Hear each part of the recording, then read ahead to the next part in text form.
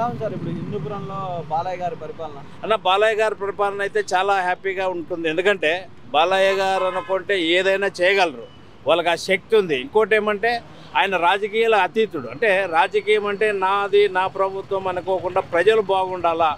ఒకవేళ ఒక రకంగా కొన్ని అపోహలు ఉన్నాయి, ఏమంటే ఆయన రాడు, నియోజకవర్గానికి రాడు అనేది. బట్ రాకపోవచ్చు, కాకపోతే ఆయన చెప్తే చేసే పనులు ఉన్నాయి. ఇప్పుడు చూడండి, ఇప్పుడు మున్సిపాలిటీలో మేము గత 2-3 రోజుల కిందట చూసాం పేపర్స్లో, కొన్ని వేల కోట్ల రూపాయలు ఆయన ఫండింగ్ చేస్తున్నాడు. సో ఇవన్నీ డెవలప్మెంట్, ఇవన్నీ ఇంప్లిమెంట్ చేసేస్తే ఖచ్చితంగా హిందూపురం కూడా బాగుంటుంది.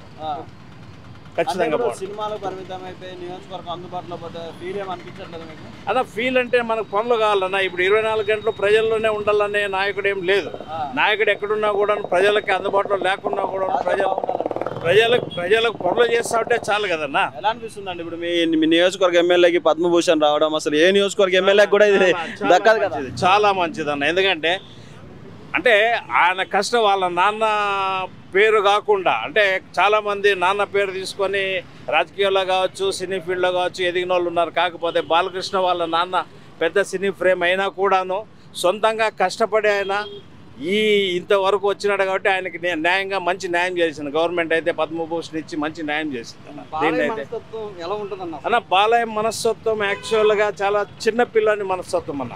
వాస్తవం చెప్పాలంటే చాలా మంచి వ్యక్తి. ఎందుకంటే ఆయనకు ఏది కల్మషం అనేది లేదు మనసులో. ఇది వాస్తవం అన్న. అంటే మేమంతా దూరం నుంచి గమనించినాము, దగ్గర లేకపోయినా దూరం నుంచి గమనించినాము. చాలా పసిపిల్లని మనస్తత్వము, మంచి చేయాలా. ఇప్పుడు చూడండి, క్యాన్సర్ హాస్పిటల్ హైదరాబాద్లో, క్యాన్సర్ హాస్పిటల్ ఎవరు చేయలేని పని అవన్నీ. సో ఇవన్నీ కారణాలే ఆయనకు పద్మభూషణ్ వచ్చిండేది.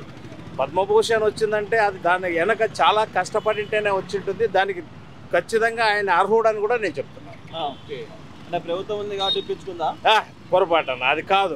అట్లా అనుకుంటే ప్రభుత్వంలో ఇంకా చాలా మంది ఉన్నారు కదా, వాళ్ళు పద్మభూషణ్ కానీ ఇంకోటి ఇప్పించుకోవచ్చు. కాకపోతే న్యాయంగా ఖచ్చితంగా గవర్నమెంట్ కూడా, సెంట్రల్ గవర్నమెంట్ కూడా ఆయనకి ఇచ్చిండేది 100% గ్యారంటీ న్యాయం. ఎలా ఉంది సార్ ఇప్పుడు? అంటే ఎన్నో కార్యక్రమాలు చేస్తున్నారు.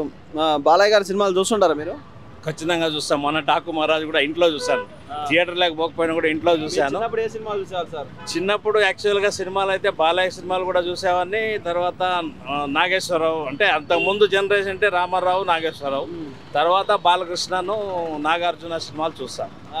ఏ సినిమా బాగా ఇష్టం మీకు? అంటే రెండు బాగుంటాయి. అంటే ఒక్కొక్కరిది ఒక్కొక్క. బాలకృష్ణ గారు కొన్ని అంటే ఒక మెసేజ్ ఓరియంటెడ్ సినిమాలు ఉన్నాయి, చాలా ఉన్నాయి, బాగుంది. ఇప్పుడు మొన్న డాకు మహారాజ్ చూసుకోండి, అది యాక్చువల్గా అంత చాలా మంది ఏందో ఉత్త ఫైట్లు అవ్వంటారు. ఫైట్లుగా మనం చూడాల్సిన దాంట్లో ఉండే సారాంశం. ఎందుకంటే వాటర్ కోసము, వాస్తవాలన్నా వాటర్ కోసము ఇప్పుడు కూడా కొన్ని రాష్ట్రాల్లో వాటర్ తాగే నీళ్ళ కోసం చాలా ఇబ్బంది పడుతున్నారు. సో అటువంటి సబ్జెక్ట్ తీసుకొని దాన్ని చాలా బాగా తీసుకొచ్చినాడు సినిమా అయితే. నాకు బాగా నచ్చింది అన్న. అఖండ 2 వస్తుంది కదా అనుకోండి, చూద్దాం, దాన్ని కూడా వెయిట్ చేద్దాము. అఖండ 2 కన్నా నాకైతే డాకు మహారాజ్ అంటే పేరు, అది ఒకవేళ డాకు మహారాజ్ అంటే ఏదో మాస్ అనే రకంగా అంటారు, కానీ దాంట్లో మంచి మెసేజ్ ఉందన్న. యాక్చువల్గా చాలామంది ఆ సినిమా చూడొచ్చు కూడా. ఎందుకంటే పబ్లిక్కి వాటర్ అనేది ఎంత ఇంపార్టెంటో, తాగునీళ్ళు కోసం ఎంత ఇబ్బందులు పడుతున్నారు, దానికోసం ఎంతమంది ప్రాణ త్యాగాలు చేశారనేది మంచి మెసేజ్ తీసుకున్నారు. సార్ మీ బాలకృష్ణ సినిమాలు అన్నింటిలో మా ఏ పాట ఇష్టం సార్? బాగా ఇష్టమైన పాట అంటే ఒక పాట. పాటలంటే మామూలుగా డైలాగ్ సార్? డైలాగ్స్ బాగా, డైలాగ్స్ అయితే బాగుంటాయన్న. డైలాగ్ చెప్పండి. ఖచ్చితంగా డైలాగ్స్ అంటే ఇంక వాళ్ళ నాన్నవి దారవీర సూరకర్ణలో ఆయన చెప్పాడు కదా, అది చాలా బాగుంటుంది. చెప్పండి. అవురా మణి రచనా చమకృతి ఏమో కానీ ప్రకృతి సౌందర్యం అధికరించు కొరకం ఠీరవడకు నా మనసు సైతం ఆకర్షించున్నది. అవురా, చాలా బాగుంది.